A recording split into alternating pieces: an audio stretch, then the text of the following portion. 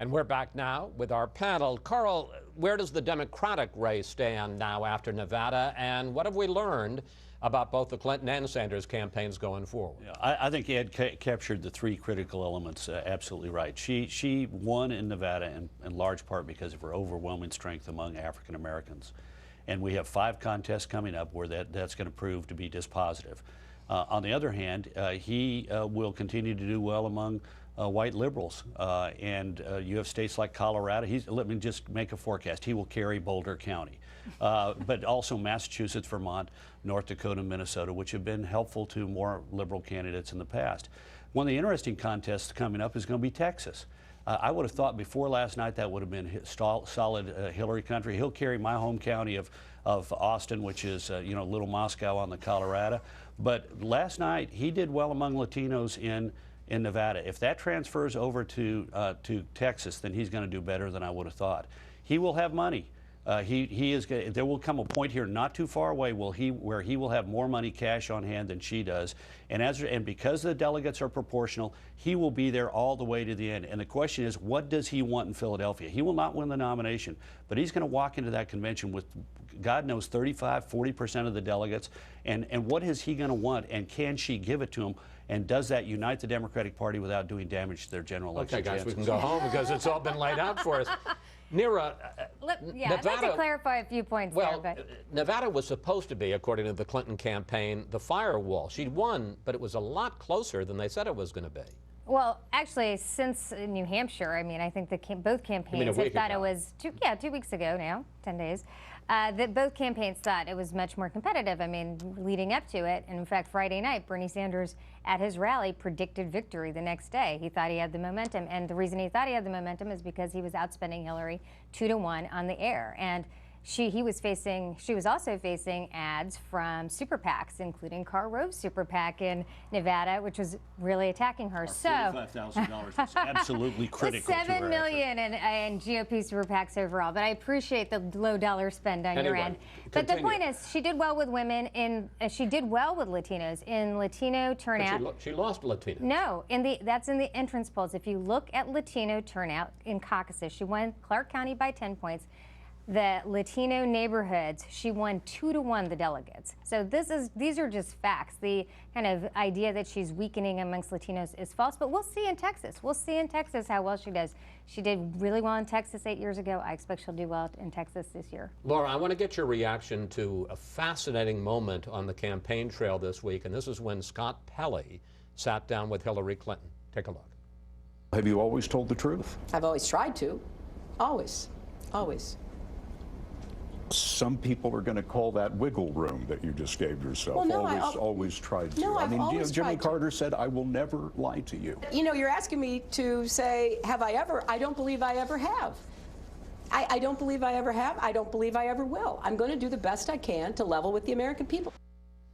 How do you think she handled that? And then we got to say in the entrance polls, which is the only hard data we have, still a huge number of people had honesty and trustworthy as their top candidate quality, and he killed her. It wasn't quite New Hampshire 90-10, but I think it was 80-something to 15. On the trustworthiness front, it wasn't a stellar night for her. Yes. But with answers like that, it goes back, and we're reminded of, depends on the meaning, what the meaning of the word is, which is like, well, yeah, I've tried to tell the truth. First of all, is there a statute of limitations on that? Does it go back to Hillary's time as a teenager?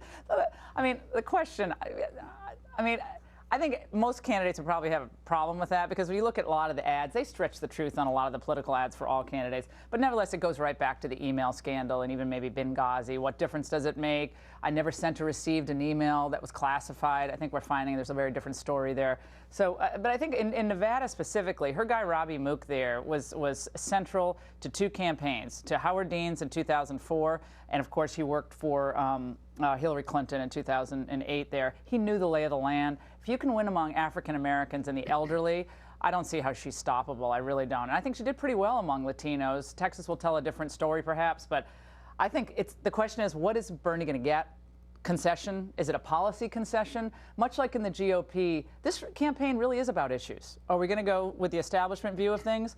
On globalism, on trade, on wages, or are we going to go into a new, more populist direction on both the Democrat and the Republican front? Bernie wants to force that debate. I think he's not done a bad job so far, given the power and the might of the Clintons.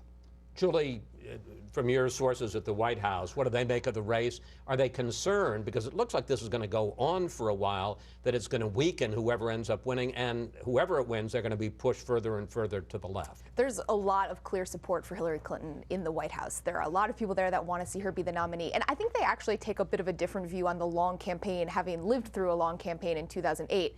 People in the White House are pretty clear-eyed about Hillary's weaknesses as a candidate, and there's a feeling that a long campaign can help her get some of these kinks out. She's going to have to go into a general election stronger than she's been the last couple of weeks. She's just going to have to be. I think you saw her last night in her speech in Nevada really coming around with a stronger message. There was a lot of talk about this campaign being about the people. She focused more on her supporters than herself. I think that shows an evolution. And just one thing that I think got a little bit lost last night on the fundraising front, Bernie Sanders is spending money at an incredibly high rate. He has raised a lot of money, but he is burning through it quite quickly. And I think you have to really look at the fundraising numbers and the spend rates over the next couple of weeks, because that will determine how long this race really goes on. He has more cash on hand than he does. Pardon? Yeah, she has more cash on He hand. outraised her in the last reporting period. I thought it was interesting, though, in talk of moving left, that she made a point, yes, if you're a bad company, we don't like you, but then she went to say, if you're a good company and you're going to contribute, then we're all for you. I mean, the idea that we're not going to burn down Wall Street, she seemed to want to recalibrate that. She's never going to be Bernie Sanders on Wall Street issues and on private sector issues. It wouldn't be authentic for her to do that. She's been trying to find her position on this. I think that last night was a message that felt a bit more authentic for her. I think you're going to see her taking that into South Carolina and beyond. Real quickly? She also just ridiculed the idea that everything can be free in Bernie's world. I mean, she did that 3 or 4 times over the last week. I thought that was kind of a turn to the general election. So black and elderly voters, if that's her key, you need a Republican who can peel some of them away in both categories. And a teleprompter speech.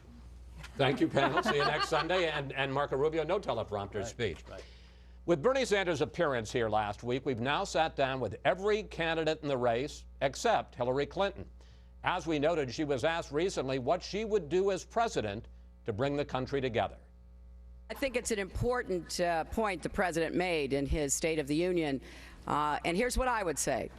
I will go anywhere to meet with anyone at any time to find common ground.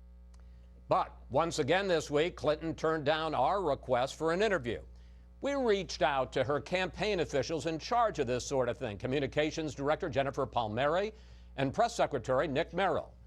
Neither of them had the courtesy to even answer our phone calls and emails.